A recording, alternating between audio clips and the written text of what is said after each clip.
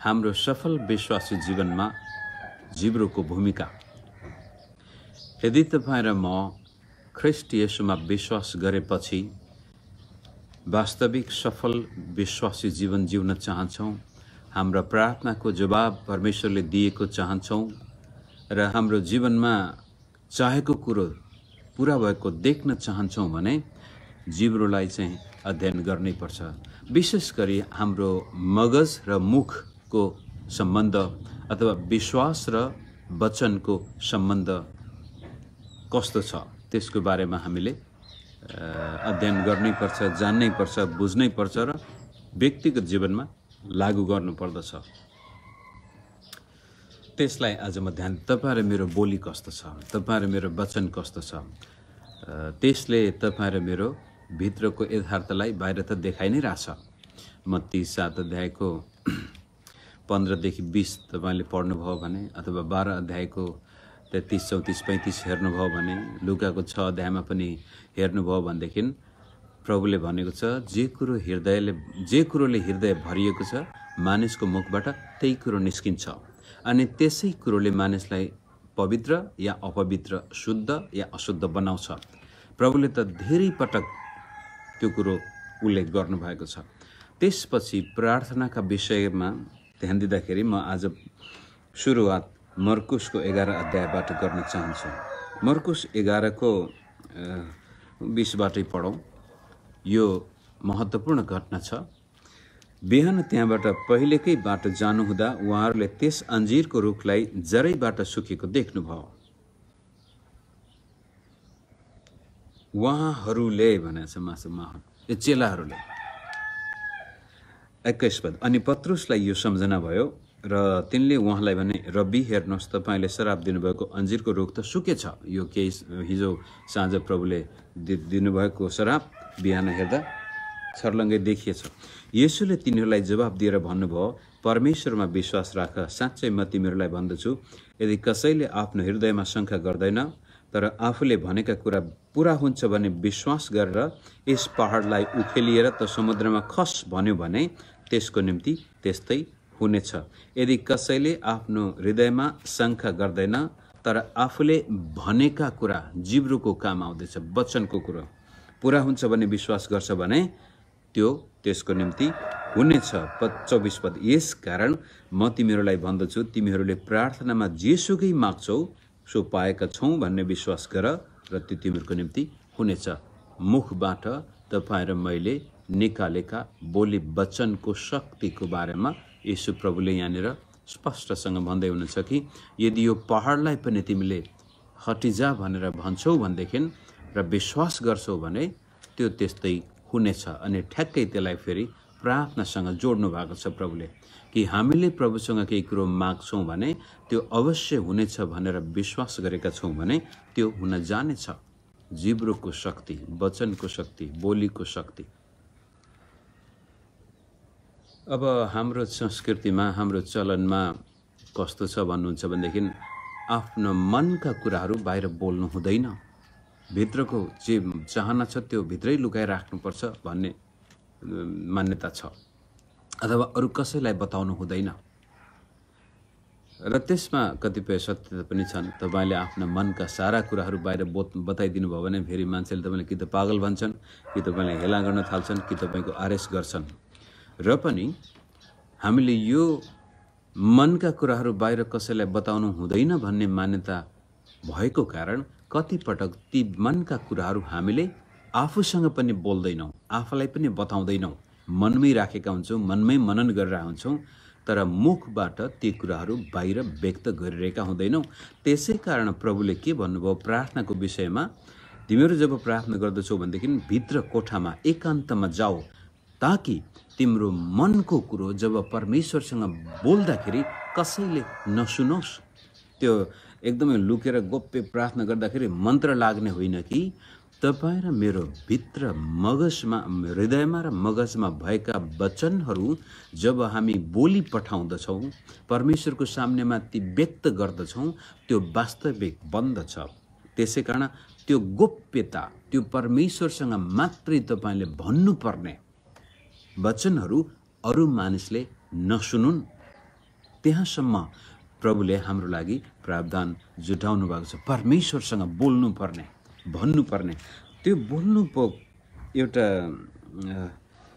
अब हामी याकुबको किताबबाट यसलाई अगाडि लैजाउँ। याकुब 3 अध्यायको 2 पद हेर्नुहोस् त। याकुब 3 को 2 मा यसरी भने, किनकि हामी सबै धेरै भूल गर्दछौँ। मानिसको जीवनमा गल्ती कमजोरी हुन्छ। जुन मानिसले आफूले बोल्ने कुरामा भूल गर्दैन त्यसले आफ्ना सारा शरीरमा पनि लगाम लगाउन सक्छ र त्यो सिद्ध मानिस हुन्छ। हेर्नुहोस्, यदि तपाईँ र मैले आफ्नो बोलीलाई नियन्त्रण गर्न सक्यौँ अथवा चाहिने शब्दहरू मात्रै बोल्यौँ अथवा जीवन दिने शब्दहरू मात्रै बोल्यौँ, उन्नति र प्रगतिका शब्दहरू मात्रै बोल्यौँ भनेदेखि त्यो त्यस्तै हुन जानेछ। तर अधिकांश समय जब हामी निराश हुन्छौँ त्यति बेलामा त्यस्ता विनाशकारी शब्द बोली आफैलाई पुरपुरोमा हात राखेर हेत तेरीका जिन्दगी त जस्तो मान्छे किन जन्मेको होला भनेर अयुबको जस्तो गल्ती गरी पठाउँछौँ। अयुब एकदमै धर्मी मानिस हो, परमेश्वरले त उसलाई धेरै ठुलो इज्जत दिनुभएको छ, तर अयुबका सबै उदाहरण ठिक छन् भन्न खोजेको होइन बाइबलले। उसले आफ्नो जन्मेको दिन श्राप छ, आमाको गर्भलाई श्राप छ, त्यो हाम्रो मानवीय कमजोरी हो। त्यसै कारण त उसको दुःखमा ऊ झन गहिरिँदै जान्छ र अन्तिममा परमेश्वरलाई हेरेर, हे परमेश्वर, मैले पहिला त सुनेको थिएँ तपाईँको बारेमा, अब त तपाईँको महान काम आँखाले देख्छु, अब म चुप लाग्ने छु। अहिलेसम्म मैले हुनु नहुनु बोले हे परमेश्वर, अब म चुप लाग्ने छु। यहाँ के खरानी हालेर म पश्चाताप गरेर आफैलाई नम्र तुल्याउने छु। मैले चाहिँदो नचाहिँदो बोले परमेश्वरको सामु। अनि उसका मित्रहरू पनि उनीहरूको बोलेको कारण झन्नै परमेश्वरको न्याय तिनीहरूमा आथ्यो। अनि अयुबले तिनीहरूको लागि बिन्ती गर्दछ र तिनीहरू पनि बाँच्छन्। तपाईँ र मेरो जिब्रोलाई हामीले नियन्त्रण गर्न सक्यौँ भनेदेखि हाम्रो सारा जीवन नियन्त्रण हुने देखिन्छ। बोली वचन तपाईँको कस्तो छ? प्रार्थना गर्दा तपाईँ के बोली पठाउनुहुन्छ? आफैलाई ऐनामा हेर्दा तपाईँ के भन्नुहुन्छ? लोग्ने स्वास्नी एकअर्कासँग भेटघाट हुँदा कुरा गर्दा कस्तो खालको भाषा चलाउनुहुन्छ? छोराछोरीसँग कस्तो प्रकारको भाषा चलाउनुहुन्छ? चर्चमा विश्वासी भेट्दा कस्तो भाषा चलाउनुहुन्छ? दुःख कष्टमा कस्तो भाषा चलाउनुहुन्छ? सुख शान्तिमा कस्तो भाषा चलाउनुहुन्छ? त्यसले निर्धारण गर्नेछ तपाईँको भावी भविष्य। भविष्यवाणी भनेको नै तपाईँ र मैले बोलेका वचन पूरा हुनेछन्। मानिस मात्रै यस्तो प्राणी हो जसलाई परमेश्वरले आफ्नै स्वरूपमा बनाउनु भयो र परमेश्वरले आफ्नै स्वरूपमा बनाएको एउटा प्रमाण हो हामीसँग वचन छन्। बोलेर हामी वास्तविकता सृष्टि गर्न सक्छौँ। बोलेको कारण वचनबाट सृष्टि हुन्छ, उत्पन्न हुन्छ कुराहरू। जब मेरो मगजमा आइडिया आउँछ, विचार आउँछ र त्यो विचारलाई त्यसपछि म व्यक्त गर्दछु भने त्यो वास्तविक बन्छ। वचनको कारण तपाईँको घर परिवार सुन्दर हुन सक्छ। वचनको कारण तपाईँको घर परिवार कहाली लाग्दो हुन सक्छ तपाईँको भाषाले गर्दाखेरि। वचनको कारण तपाईँ एउटा इज्जतदार व्यक्ति हुन सक्नुहुन्छ। वचनकै कारण तपाईँलाई मान्छेले दूर र छिछि पनि गर्न सक्छ। त्यो कुरोलाई भजन हितोपदेशले यस्तो गजबले भनेको छ। हितोपदेश त्यसको पहिला हामी 18 अध्यायमा जाउँ। हितोपदेश 18 को 20-21 पदमा पढ्छु। आफ्नो मुखको फलले मानिसको पेट भरिएको हुन्छ, त्यसका ओठद्वारा हुने फसलले त्यो सन्तुष्ट हुन्छ। जीवन र मृत्युको शक्ति जिब्रोमा हुन्छ, त्यसलाई प्रेम गर्नेहरूले त्यसका फल खानुपर्छ। मुख्य कुरो, आफ्नो मुखको फलले मानिसको पेट भरिएको हुन्छ, त्यसका ओठद्वारा हुने फसलले त्यो सन्तुष्ट हुन्छ। जीवन र मृत्युको शक्ति जिब्रोमा हुन्छ, त्यसलाई प्रेम गर्नेहरूले त्यसको फसल खानुपर्छ। जिब्रोको शक्तिले तपाईँ र मेरो पेट भर्ने कुरा यहाँ स्पष्ट पारिएको छ। मुखको फलले मानिसको पेट भरिन्छ र त्यसका ओठद्वारा नै त्यसले सन्तुष्टि या सन्तुष्टि पाउने नपाउने कुरो पनि निर्धारण हुन्छ। जीवन र मृत्युको शक्ति जिब्रोमा हुन्छ। त्यसलाई प्रेम गर्नेहरूले त्यसको फल खानै पर्छ। तपाईहरुले बोलेका वचनको परिणाम तपाईले भोग्नै पर्छ। त्यसको हितोपदेशकै 12 अध्यायमा जाउँ, त्यहाँ पनि त्यो रिपिट भएको छ। 12 अध्यायको 14 पदमा, मानिस आफ्ना ओठको फलद्वारा नै असल थोकहरूले परिपूर्ण हुन्छ। आफ्ना हातको कमाईको इनाम त्यसले निश्चय नै पाउनेछ। 13 को 4 पदमा पनि हेर्नुहोस्, 2 पदमा, मानिस आफ्ना ओठको फलद्वारा नै असल थोकहरूको भोग गर्दछ, तर बेइमानले हिंसाको लालसा गर्दछ। धेरै ठाउँमा उल्लेख गरेको छ। यो मैले खाली एउटा रिप्रेजेन्टेटिभ हिसाबले तपाईको सामनेमा आज राख्न खोजेको कुरो के भनेदेखि, तपाईको जीवनको स्तर माथि जाने हो, तल जाने हो, तपाईको विश्वासमा वृद्धि आउने हो या ह्रास आउने हो, हाम्रो जिब्रोले धेरै ठुलो भूमिका खेलेको हुन्छ। यो तथ्यलाई विश्वासीहरूले धेरै पटक न त जानेको पनि हुँदैन कतिपटक, र कतिपटक जानेर पनि त्यसलाई व्यवहारमा उतारेको हुँदैन। अंग्रेजी शब्द छ, भनाइ छ, यो परापूर्व कालदेखि नै भन्दै आएको र पछि गएर यो आजभन्दा झन्नै 60-70 वर्ष अगाडिका पास्टर हुन्थ्यो। नर्मन विन्सेन्ट पेल अमेरिकाका एकजना प्रख्यात पास्टर हुन्थ्यो। त्यसपछि रबर्ट सुलर भन्ने व्यक्तिले पनि त्यसलाई लिनुभयो र हिजो आजका यो कतिपय पोजिटिभ सन्देश दिने प्रचारकहरूले पनि त्यसलाई प्रयोग गर्छन्। त्यो के भन्छ भने, whatever follows I am will come looking for you. Whatever follows I am will come looking for you. भन्न खोजेको कुरो, तपाईले म भनेपछि त्यसपछि म को हुँ भनेर तपाईले आफूलाई परिभाषित गर्दै हुनुहुन्छ, त्यो तपाईलाई खोज्दै खोज्दै आउनेछ। जस्तै उदाहरणको लागि, म त कस्तो गरिब मान्छे भन्नुभयो भनेदेखि गरिबी तपाईलाई खोज्दै खोज्दै आउनेछ। जहिले पनि तपाईले म त रोगी भए, म त बिरामी भए, मेरो कहिल्यै सन्चो भएन, म यस्तो कमजोर, म बिरामी भन्नुहुन्छ भनेदेखि रोग व्याध तपाईलाई खोज्दै खोज्दै आउनेछ। तर त्यसको सट्टामा बिहान उठ्दाखेरि, ओ परमेश्वर धन्यवाद, तपाईले मलाई स्वास्थ्य दिनुभएको छ, तपाईका कोर्रका चोटले म निको भएको छु, त्यस्तो प्रकारको भाषा तपाईले प्रयोग गर्नुहुन्छ भनेदेखि चंगाई, मानिलो तपाईको शरीर एकदमै बिरामीले ग्रसित भएको छ भने पनि चंगाई खोज्दै खोज्दै आउनेछ। त्यस्तै किसिमले गरिबी पनि, तपाईले आफूसँग भएको एकदमै थोरै पैसा छ, एकदमै तपाई निम्न वर्गको व्यक्ति हो, तपाईसँग त्यो सम्पत्तिको नाममा केही पनि छैन भने पनि जब तपाई बिहान उठ्ने बित्तिकै धन्यवाद परमेश्वर, तपाईले मेरा सारा आवश्यकता पूरा गर्नु भएको छ, म गरिब होइन, म परमेश्वरमा सम्पन्न व्यक्ति हुँ, किनभने ख्रीष्ट येशू मेरो लागि गरिब भइसक्नु भएको छ, उहाँमा म सम्पन्न व्यक्ति हुँ भनेर तपाईले विश्वासद्वारा त्यो व्यक्त गर्नुहुन्छ भनेदेखि तपाईमा आवश्यकताहरू भागेर जानेछन्, ती आवश्यकता परिपूर्ति भएर आउनेछन्। त whatever follows I am will come looking for you. तपाईले आफूलाई कसरी परिभाषित गर्दै हुनुहुन्छ। कति पटक हाम्रो मण्डलीहरूमा यस्तो खालको प्रचार गरिएको देखिदैन। यो एकदमै रोमन क्याथोलिक चर्चको एउटा समुदाय थियो जसलाई फ्रान्सिस अफ आसिसीले सुरु गर्नुभएको थियो सुरुमा, अनि उनको जीवनमा परमेश्वरले अद्भुत काम गर्नुभयो र उनले 3 वटा कसम खाएको थियो, अथवा उनी पछि पनि आउने उनका चेलाहरूले पनि त्यो कसम खानु पर्यो, बाचा बान्नु, त्यो करार बाँध्नु पर्यो। त्यो नम्बर 1 सेलिबसी अथवा च्यास्टिटी, म अविवाहित भएर पवित्र जीवन बिताउने छु। भाव अफ च्यास्टिटी, पवित्रताको भाव। अनि सेलिब्रिटी, म कहिले बिहा गर्ने छैन, र पॉवर्टी, सेलिब्रेसी, च्यास्टिटी एन्ड पॉवर्टी, गरिबीको भाव, म गरिब भएर बाँच्ने छु, म कहिले पनि भौतिक कुराहरूलाई मान्यता दिने छैन, म गरिब हुनेछु। पछि रोमन क्याथोलिक चर्चमा त्यो लामो समय रहँदै गयो।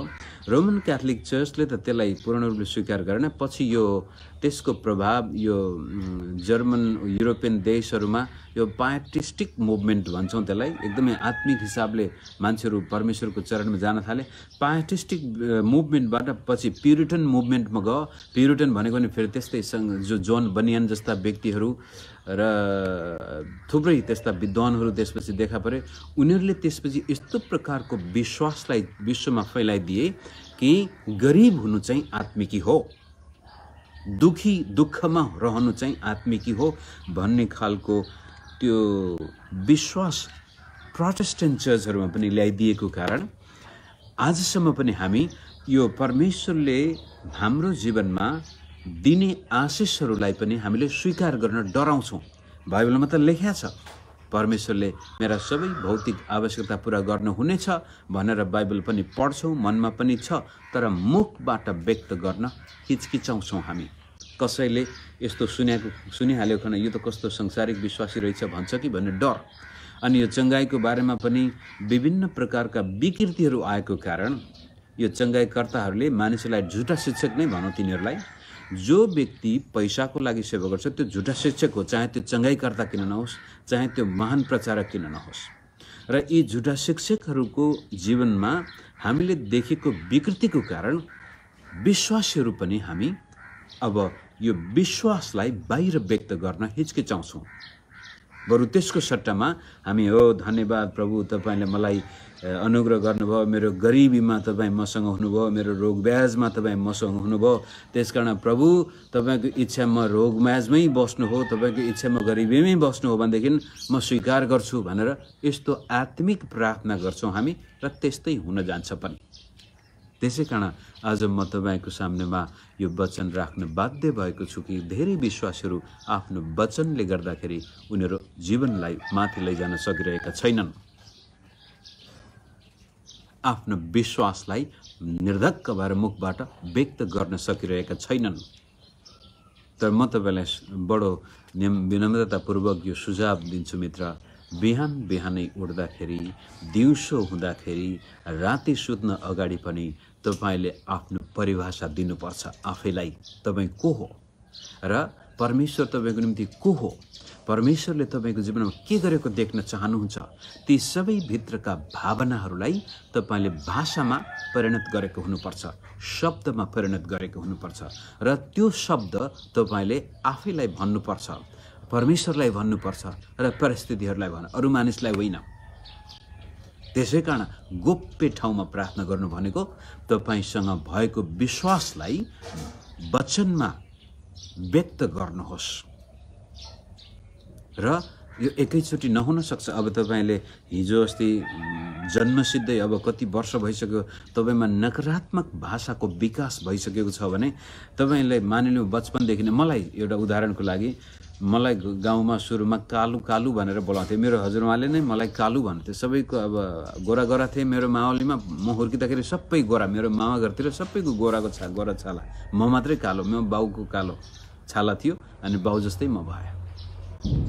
तर माहौलमा मलाई कालु कालु र त्यसपछि रिस उठ्या बेला काले भनेर बोलाउँथे। पछि गएर यो बच्चा हुर्किँदै गयो, 12-13 वर्षको हुँदै गयो, आइडेन्टिटी फर्म हुन थाल्यो र त्यहाँदेखि बिस्तारै कसैले मलाई कालु भन्यो, माया गरेर कालु भनेर बोलाउँदा पनि मलाई मन पर्न छोड्यो।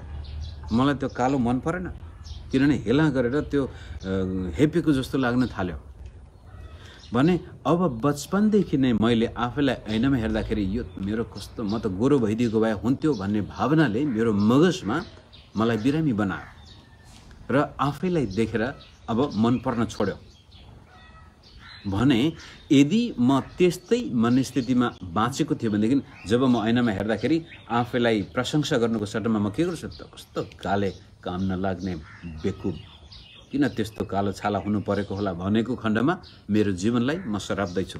तर जब ख्रीष्ट येशूमा मैले आफ्नो परिचय पाएँ, जब ख्रीष्ट येशूलाई मैले 17 वर्षको उमेरमा चिने, त्यसपछि थाहा पाएँ ओहो परमेश्वरले त मलाई गजब अद्भुत किसिमले बनाउनु भएको रहेछ। अनि म मेरो छाला मन पराउन थालेँ, मेरो रङ मन पराउन थालेँ, ऐनामा हेर्दाखेरि मेरो कपाल मन पराउन थालेँ, मेरो आँखा मन पराउन थालेँ र भने ओहो अब यो व्यक्तिलाई त परमेश्वरले गजबले बनाएको रहेछ, यसलाई म आशिष दिनुपर्छ, यसलाई धन्यवाद भन्नुपर्छ, यसलाई प्रशंसा गर्नुपर्छ। यो परमेश्वरको उपहार परमेश्वरले मलाई दिएको यो मेरो शरीरलाई म स्वीकार गर्छु, मेरो कलरलाई म स्वीकार गर्छु, मेरो हाइटलाई म स्वीकार गर्छु। र त्यसपछि मेरो भाषा बदलियो। भाषा बदलिँदाखेरि त्यसको असर मेरो व्यक्तिगत जीवनमा पर्न गयो। त्यस किसिमले यदि तपाईँ नकारात्मक प्रवृत्तिको विकास तपाईमा बचपनदेखि भएको थियो भने त्यसलाई सजिलै छिटै तोड्न सकिँदैन। समय लाग्छ, त्यसको लागि मेहनत गर्नुपर्छ। सुरुमा म एकदमै नकारात्मक मानसिकताले ग्रसित भएको व्यक्ति थिएँ, तर त्यसलाई तोड्न धेरै समय लाग्यो।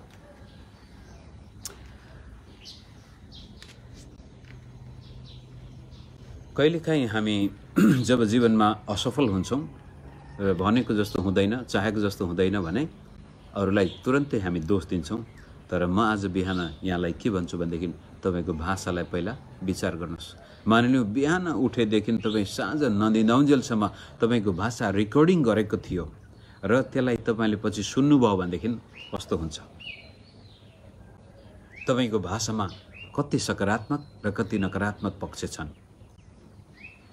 तपाईँको मुखको फलले तपाईँको पेट भरिनेछ, सम्मान आउने नआउने हुनेछ, सफलता र विफलताको पनि सीमा यसले कोर्नेछ। र विश्वासीहरू त्यसै कारण बाइबलले भन्छ जिब्रोलाई हामीले लगाम लगाउन सक्यौँ, जिब्रोलाई ठिक प्रकारले प्रयोग गर्न सक्यौँ भनेदेखि यसले जीवन ल्याउन सक्छ। तर जिब्रोलाई छोडिदियौँ भने यसलाई त याकुबले यो बदमाश सारा दुष्टता पनि यसमा छ र सारा शरीरलाई यसले दूषित बनाइदिन सक्छ भने जिब्रो ठिक छ भने सारा शरीरलाई पनि यसले चङ्गाइदिन सक्छ। तपाईँको बाह्य जीवनमा पनि यसले परिवर्तन ल्याउन सक्छ। साथीभाइ, इष्टमित्र, गाउँ समाजमा तपाईँको बोलीको कारण मान्छेले तपाईँलाई इज्जत गर्नेछन्। मानिसको व्यक्तित्व पनि सुरुमा झट्ट हेर्दाखेरि तपाईँ एकदमै के भन्छ हेर्दाखेरि एकदमै ह्यान्डसम अथवा सुन्दरी ब्युटिफुल व्यक्ति हुनसक्छ, तर त्यसपछि त्यो व्यक्तित्वलाई परिभाषित गर्नको लागि तपाईँको वचनले भूमिका खेल्दछ। तपाईँको पर्सनालिटी बनाउनको लागि तपाईँको शब्दहरूले 50% भन्दा बढी काम गर्दछ। तपाईँको शारीरिक बनावट, तपाईँको शिक्षा दीक्षा सबै कुराहरू हाउभाउ 50% छ भने वचनले 50% भन्दा ज्यादा बढी प्रभाव पार्छ। जस्तै उदाहरणको लागि कहिलेकाहीँ तपाईँ रेडियो सुन्नुहुन्छ, रेडियो सुन्दाखेरि कुनै व्यक्तिको आवाज बडो गजबको हुन्छ र त्यो व्यक्तिको बारेमा तपाईँको मगजमा एउटा व्यक्तित्व निर्माण हुन्छ। यो व्यक्ति कस्तो खालको होला, यसको आवाज सुन्दाखेरि नै कस्तो गजबको छ।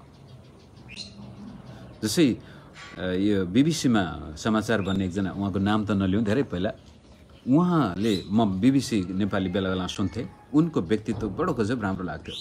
तर जब वास्तवमा त्यसपछि टेलिभिजनमा आउन थाले उनी र पछि कता कता उनको व्यवहार देख्दाखेरि जुन प्रकारको व्यक्तित्व प्रभाव उनको बोलीमा बनेको थियो, पछि उनको व्यवहारले गर्दाखेरि त्यो माटोमा मिल्यो।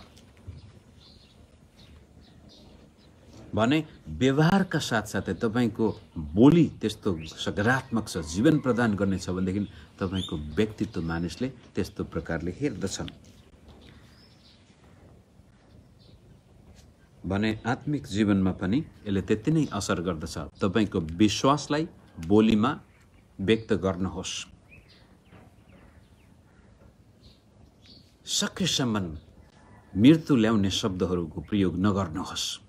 आफैलाई सराप्ने काम नगर्नुहोस्, आफ्ना सन्तानलाई सराप्ने काम नगर्नुहोस्, आफ्नो भविष्यलाई सराप्ने काम नगर्नुहोस्। आशिष दिने काम गर्नुहोस्। बिहान उठ्दाखेरि आशिष दिनुहोस्, राति सुत्दाखेरि आशिष दिनुहोस्। तपाईँका छोराछोरी, यदि तपाईँ जवान हो भनेदेखि तपाईँका छोराछोरी स्कुल जान्छन्, 3-4 क्लासमा पढ्छन् भनेदेखि, अथवा कलेज क्याम्पस जानेहरू छन् भनेदेखि पनि यो बानी नै बसाल्नुहोस्, एउटा रिचुअल नै बसाल्नुहोस्। बाहिर जाँदाखेरि छोराछोरीलाई आशिष दिनु, छोरीको जीवनमा परमेश्वरले आशिष दिनुभएको सुरक्षा। म भन्न सक्छु मेरो छोरा कलेज पढ्दाखेरि पछि त ऊ होस्टेलमै बस्थ्यो र पनि जब ऊ घर आउँथ्यो, घरबाट बाहिर जाने बेलामा हतार छ भनेदेखि ऊ जुत्ता लाउँदै गर्दाखेरि मेरो श्रीमतीले उसको शिरमाथि हात राखेर प्रार्थना गरिदिन्थ्यो। तर जब ऊ घरमा बसेर स्कुल जान्थ्यो, कलेज जान्थ्यो, मैले कहिल्यै कुनै दिन थिएन त्यो छोरालाई प्रार्थना नगरिकन स्कुल पठाएको। राति सुत्दाखेरि पनि त्यस्तै। त्यो बोलीलाई व्यक्त गर्नुहोस्। प्रार्थना भन्नाले मनमनमा प्रार्थना गर्नुपर्छ भन्नेहरू पनि हुन्छन्, मनमनमा गरेको प्रार्थनाको छ, तर जब त्यो प्रार्थना मुखबाट व्यक्त हुन्छ त्यो अझ सशक्त हुन्छ। त्यसै कारण मण्डलीमा आराधना स्तुति प्रशंसा गर्दाखेरि पनि कतिपय व्यक्तिहरू यो क्यारिस्मेटिक पेन्टिकस्टलहरूलाई विरोध गर्दछन्। उनीहरू हामी त शान्त भएर, उनीहरूको पनि आफ्नो राम्रो पक्ष होला, तर जब तपाईँको मनको भावनाहरू तपाईँ व्यक्त गर्नुहुन्छ बोलीबाट परमेश्वरमा, त्यसको छुट्टै एउटा स्तर हुन्छ। त्यसै कारण क्यारिस्मेटिक पेन्टिकस्टल चर्चका विश्वासहरूमा त्यो ताजापन तपाईँ देख्नुहुन्छ, जोस जाँगर देख्नुहुन्छ, किनभने उनीहरू परमेश्वरलाई आराधना गर्दाखेरि भित्रका भावनाहरू परमेश्वरमा व्यक्त गरिदिन्छन्। अन्य भाषा बोल्नेहरू अन्य भाषामा बोल्छन्, अन्य भाषा नबोल्नेहरू गीत भजन गाएर चिच्याएर कराएर पनि आफ्नो मनका वेदनाहरू साथसाथै भावनाहरू, माया प्रेमका कुराहरू, प्रशंसाका कुराहरू बोलेर पठाउँछन् र त्यसै कारण त्यहाँ ताजापन हुन्छ, जीवितपन हुन्छ। तर जहाँ एकदमै चिसो मनमा गुम्सिएर बसेको छ भनेदेखि त्यसको छुट्टै प्रकारको प्रभाव हुन्छ, कोल्ड फिलिङ हुन्छ त्यहाँ। मैले फेरि म बोल्न थालेपछि बिर्सिहाल्छु, माफ गर्नुहोस्। परमेश्वरले तपाईँलाई आशिष दिनुभएको होस् र तपाईँको बोलीलाई तपाईँले नियन्त्रण गर्नुहोस्। र नियन्त्रण कसरी गर्नुहोस् भनेदेखि बिहानै उठ्दाखेरि परमेश्वरलाई प्रशंसा दिनुहोस्। यदि पहिलो शब्द तपाईँको मुखबाट निकाल्नु छ भने प्रभु धन्यवाद, प्रभु तपाईँको महिमा होस्, प्रभु तपाईँको प्रशंसा होस्। दोस्रो शब्द निकाल्नुहुन्छ भनेदेखि आफ्ना छोराछोरी लोग्ने स्वास्नी बिचमा आई लभ यू, म तपाईँलाई प्रेम गर्छु, होइन। जब तपाईँ कसैलाई आई लभ यू भन्नुहुन्छ भने तब वास्तविक त्यो बन्छ। तर हाम्रो संस्कृतिमा त त्यो भन्ने चलन हुँदैन। मनमा त माया हुन्छ, मुखले कहिल्यै व्यक्त गर्दैनौँ, जसको कारण छोराछोरीको जीवन नाश हुँदै जान्छ। 15-16 वर्षको उमेर पुगेपछि छोराछोरी घर छोडेर भागेर जान्छन्, बदमास हुन्छन्, किनभने कहिले पनि आमा बाउले छोराछोरी म तिमीलाई प्रेम गर्छु, तिमी सबभन्दा महत्त्वपूर्ण व्यक्तिको मेरो जीवनमा भनेर व्यक्त नै गरेको हुँदैन। माया त छ तर व्यक्त गर्दैनौँ, जसको कारण हाम्रो मानसिकताले त्यसलाई जानेको हुँदैन अनि छोराछोरी बिग्रिन्छन्। तर माया प्रेम व्यक्त गर्ने परिवारका छोराछोरी कमै बिग्रिन्छन् र माया प्रेम व्यक्त गर्ने परिवारको विवाह पनि कमै बिग्रिन्छ। त्यो विवाह बिग्रिन्छ जहाँ कहिले पनि माया प्रीतिका कुराहरू व्यक्त हुँदैनन्। बोलीको मूल्य र मान्यता त्यति महँगो छ। र आज यति नै राख्छु। परमेश्वरले यहाँहरू सबैलाई आशिष दिनुभएको होस्। जय मसीह।